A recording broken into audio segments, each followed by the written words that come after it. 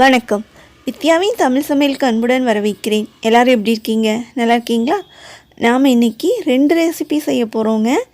அதுவும் ஒரே ஒரு டிஷ்ஷை வச்சுட்டு, அதாவது ஒரே ஒரு பொருளை வச்சுட்டு நம்ம 2 ஸ்நாக்ஸ் ரெசிபி செய்ய போகிறோங்க. ரொம்ப கிறிஸ்பியாக, ரொம்ப டேஸ்ட்டாக, இனிப்பு காரம் ரெண்டுமே அருமையாக இருக்குங்க. கண்டிப்பாக இதே மாதிரி நீங்கள் செஞ்சு பார்த்துட்டு உங்கள் ஃபீட்பேக்கை கண்டிப்பாக நீங்கள் சொல்வீங்க. அந்தளவுக்கு ரொம்ப செமையாக இருக்குங்க. மக்ரோனி வச்சு செய்ய போகிறோங்க. மக்ரோனி வச்சு நம்ம பாஸ்தாலாம் செய்வோம். ஆனால் இது டிஃப்ரெண்ட்டான சூப்பரான டேஸ்ட்டாக இருக்குங்க. உங்களுக்கு பிடிச்சிருந்தால் வித்யாவின் தமிழ் சமையல் சேனலுக்கு லைக் பண்ணுங்கள், ஷேர் பண்ணுங்கள். சப்ஸ்கிரைப் பண்ணாதவங்க மறக்காமல் சப்ஸ்கிரைப் பண்ணிக்கோங்க ப்ளீஸ். சப்ஸ்கிரைப் பண்ணுறது ஃப்ரீ தாங்க, பண்ணிக்கோங்க. இப்போ 1 கப் மக்ரோனி எடுத்துக்கலாம். 1 கப் மக்ரோனியில் நம்ம 2 கப் ஸ்நாக்ஸ் ரெசிபி செய்ய போகிறோங்க. இப்போ ஒரு பாத்திரம் எடுத்துக்கலாம். அதில் ஒரு 4 கப் தண்ணி ஆட் பண்ணிக்கலாம்.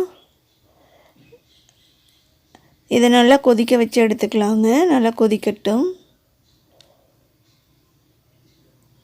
இப்போது கொதி வர ஆரம்பிச்சிடுச்சு.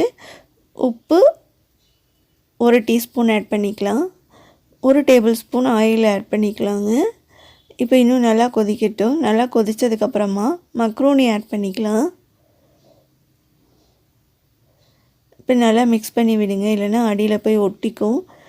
நல்லா வேகட்டும். ஒரு 7 நிமிஷம் வெந்ததுக்கப்புறமா எடுத்து பார்க்கலாங்க. இப்போ கட் பண்ணி பார்த்தா கட் ஆகணும், ரொம்ப வெந்துடக்கூடாது. கொலன்னு வெந்ததுக்கப்புறமா எடுத்துடலாம். இல்லை தண்ணி இருக்கக்கூடாதுங்க, நல்லா வடிகட்டி எடுத்துக்கலாம். தண்ணி ஒரு சொட்டு கூட இருக்கக்கூடாது.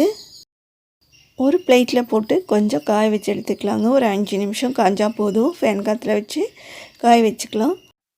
ரொம்பவும் ட்ரை ஆகிடக்கூடாதுங்க, லைட்டாக ஈரப்பதம் இருக்கணும்.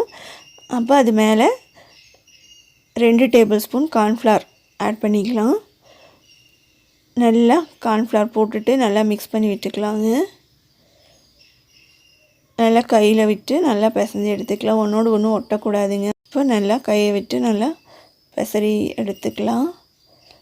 உங்களுக்கு கார்ன்ஃப்ளவர் பத்தலைன்னா இன்னும் 1 டேபிள் ஸ்பூன் கூட ஆட் பண்ணிக்கோங்க. ரொம்ப ஆட் பண்ணிட வேண்டாம். இப்போது ஒரு பேனில் ஆயில் நல்லா சூடு பண்ணிவிட்டு இதை போட்டு நல்லா பொரித்து எடுத்துக்கலாங்க. மீடியம் ஃப்ளேமில் வச்சு பொரித்து எடுத்துக்கோங்க. டக்குன்னு பொரிஞ்சிடுங்க, ரொம்ப லேட்டெல்லாம் ஆகாது. நல்லா கலர் சேஞ்ச் ஆகிற வரைக்கும் நல்லா பொரித்து எடுத்துக்கலாம்.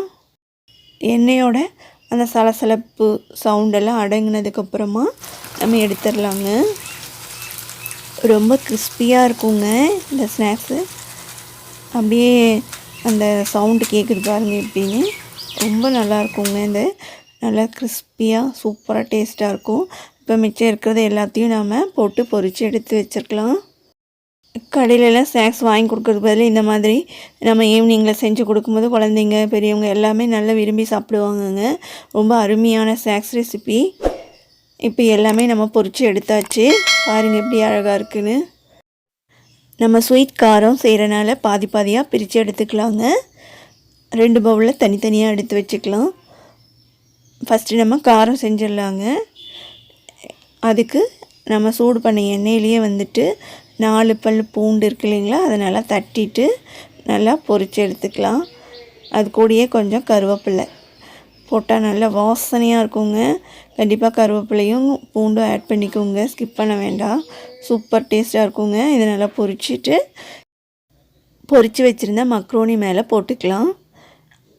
அடுத்தது உப்பு ஆட் பண்ணிக்கலாங்க. தேவையான அளவு உப்பு ஆட் பண்ணிக்கோங்க. நான் 1/2 டீஸ்பூன் ஆட் பண்ணியிருக்கேங்க. 1/2 டீஸ்பூன் மிளகாய்த்தூள், தனி மிளகாய்த்தூள் தாங்க ஆட் பண்ணியிருக்கேன். 1/2 டீஸ்பூன் சாட் மசாலா இருந்தால் ஆட் பண்ணிக்கோங்க, இல்லைன்னா ஸ்கிப் பண்ணிக்கோங்க. இப்போ எல்லாமே நல்லா மிக்ஸ் பண்ணிக்கலாம். நல்லா மிக்ஸ் பண்ணிவிட்டு இதை வச்சிடலாங்க. அவ்வளோதான், நம்மளுடைய காரம் ரெடி ஆயிடுச்சுங்க. செம்ம சூப்பராக கிறிஸ்பியாக அவ்வளோ டேஸ்ட்டாக இருக்குங்க. கண்டிப்பாக நீங்கள் செஞ்சு பாருங்கள். ஸ்வீட் ரெசிபி செய்யலாங்க. அதுக்கு முன்னாடி சப்ஸ்கிரைப் பண்ணாதவங்க கொஞ்சம் சப்ஸ்கிரைப் பண்ணிக்கோங்க ப்ளீஸ். அதுக்கு ஒரு பாத்திரம் எடுத்துக்கலாம். அதில் 4 டேபிள் ஸ்பூன் சர்க்கரை ஆட் பண்ணிக்கலாம். அதுக்கப்புறமா கொஞ்சமாக தண்ணி ஊற்றினா போதும். 1/4 கிளாஸ் தண்ணி ஊற்றினா போதுங்க. அதிகமாக ஊற்றுனீங்கன்னா ரொம்ப நேரம் கிளறிட்டே இருக்க வேண்டிய வேலை இருக்குங்க. அதனால் நம்ம வேலையை சுருக்கிக்கலாம்.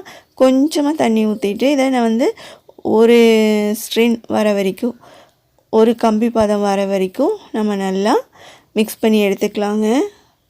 நல்லா கொதிக்கட்டும். இந்த பாகு வந்து 5 நிமிஷத்தில் ரெடி ஆகிடுங்க. இப்போ ஏலக்காய் தூள் ஆட் பண்ணிக்கலாங்க. நான் வந்து ஏலக்காய் எசன்ஸ் ஆட் பண்ணியிருக்கேன். நீங்கள் உங்கள்கிட்ட எசன்ஸ் இருந்தால் ஆட் பண்ணிக்கோங்க, இல்லைன்னா ஏலக்காய் பொடி பண்ணி போட்டுக்கோங்க. இப்போ வந்து பாருங்கள், ஒரு கம்பி பதம் வந்துடுச்சு. இந்த அளவுக்கு வந்ததுக்கப்புறமா நம்ம ஸ்டவ் ஆஃப் பண்ணிவிட்டு நம்ம வறுத்து வச்சுருந்தோம் இல்லைங்களா, பொரித்து வச்சுருந்தோம்ல, அந்த மக்ரோனியை ஆட் பண்ணிக்கலாங்க. நல்லா மிக்ஸ் பண்ணி விடுங்க. எல்லா பக்கமும் படுற மாதிரி மிக்ஸ் பண்ணிக்கலாம். ரொம்ப சூப்பராக, ரொம்ப டேஸ்ட்டாக இருக்குங்க. ஸ்வீட்டு இப்போ நம்ம பாகில் ஊற்றுனனால கிறிஸ்பினஸ் போயிடும்லாம் நினைக்காதீங்க. நல்ல மொறுன்னு இருக்குங்க. 5 நிமிஷம் அப்படியே வச்சிட்டோம்னா அதில் அந்த பாகெல்லாம் ஒட்டி ரொம்ப சூப்பராக டேஸ்ட்டாக ரெடி ஆகிடுச்சிங்க. ஈவினிங் ஸ்நாக்ஸ் காரம் ஸ்வீட் ரெண்டும் செஞ்சு கொடுத்தீங்கன்னா 5 நிமிஷத்தில் காலி ஆகிடுங்க. அவ்வளோ சூப்பராக டேஸ்ட்டாக இருக்கும். இந்த ரெசிபி செய்யறதுக்கு 10 நிமிஷம் போதும். கண்டிப்பாக செஞ்சு பார்த்துட்டு உங்கள் ஃபீட்பேக்கை கீழே இருக்க கமெண்ட் பாக்ஸில் சொல்லுங்கள். உங்களுக்கு பிடிச்சிருந்தா வித்யாவின் தமிழ் சமையல் சேனலுக்கு லைக் பண்ணுங்கள், ஷேர் பண்ணுங்கள், சப்ஸ்கிரைப் பண்ணாதும் சப்ஸ்கிரைப் பண்ணிக்கோங்க.